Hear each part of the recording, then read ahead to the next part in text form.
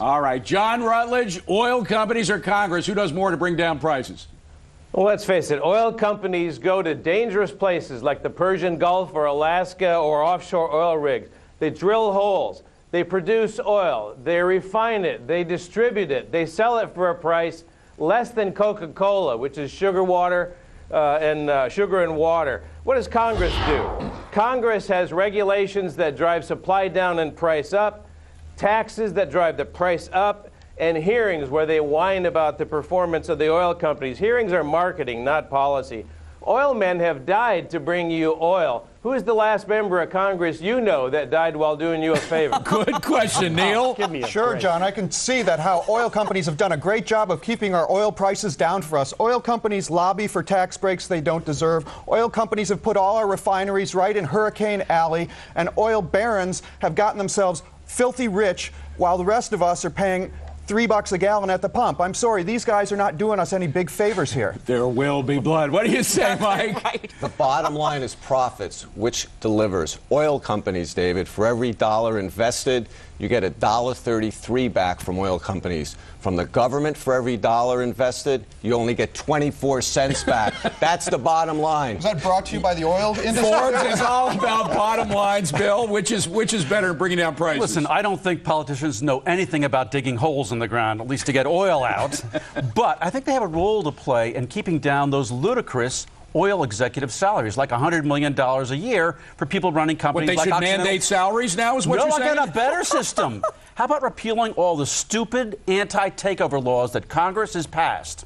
Well, It'll be easier to throw out the bums that pay themselves $100 million a year, and this performance-based, but the performance consists of changing the price on the pump. All right, Elizabeth, what do you say? I love how Bill brings up the idea of, Congress digs holes in the ground. Yeah, they do, and then they pay people to fill them again. That's called deficit financing, where they blow money out the window. Our tax dollars. Hey, let's face it. Again, you got to come back to the broad zoom picture, and that is there's 16 of the 19 biggest owned companies in the world are state-owned companies. PDVSA, just look at the corruption there. PDVSA is a Venezuelan That's a Venezuelan one. oil And guess what? Guess who's trying to pass a windfall tax now? Hugo Chavez. So, you got to look at the fact that you do need independent oil majors who will bring down the price of oil when you start lifting the restrictions off them. Maybe they should be doing more deep water drilling here in the United States. Aren't we already too dependent on these foreign oil companies, some of which are terribly corrupt and anti-U.S., like Chavez's?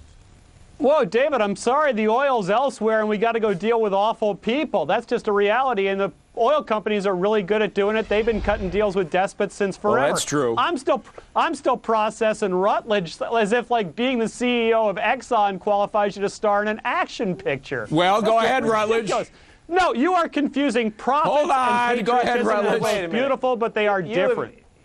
My guess is you've never actually been into the Persian Gulf and seen what those oil fields are like, or on an offshore oil rig. That's ugly work. It's very difficult work, and I don't see anybody in Congress doing. But look, the reason we've got refineries in Hurricane Alley is because that's Hold on. Quentin, give John a chance. Go ahead, John.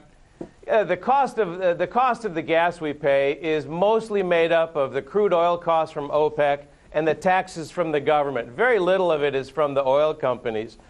Neil? What I'd say is that there's a couple things Congress could do. I think it would be great if we had stricter standards in terms of gas and the fleet and how much General Motors and the rest of these companies are allowed to give us in terms of mileage. Secondly, I think thank you, Congress, for letting us work with these odious dictators, because without that we wouldn't have low oil. John is absolutely right. It takes, $2 to $3, $4 to pull oil out of the ground, and now it's shot up to $100, and he's right. The differential is basically marketing costs and taxes. So I agree wholeheartedly with John when you look at the numbers of what it costs to pull oil out of the ground. I have a big issue with Liz. It costs a lot more than $2 to get oil out of 6,000-foot deep water. Out of 6,000-foot deep water. She's talking about Saudi Arabia. Mike, go ahead. The point is, oil is a boom-bust cycle. There are a lot of times when the price of oil is down to $15 or $20, and oil companies still have to invest billions. That's a great point. And Quentin, that really is the point. Yes, they're making billions now, and it looks obscene, but at the same time, there are years where they're losing money. And they will pay taxes, and much of those taxes will go to our huge war machine, which keeps it safe for them to go out and get the oil. What do you say to that, Mike? Hey, Kumbaya. we do business with a lot of countries that we don't agree with their politics. You know, we get textiles from China. Should we stop that as well, Quentin? We get goods from all around the world. We don't have to agree with every aspect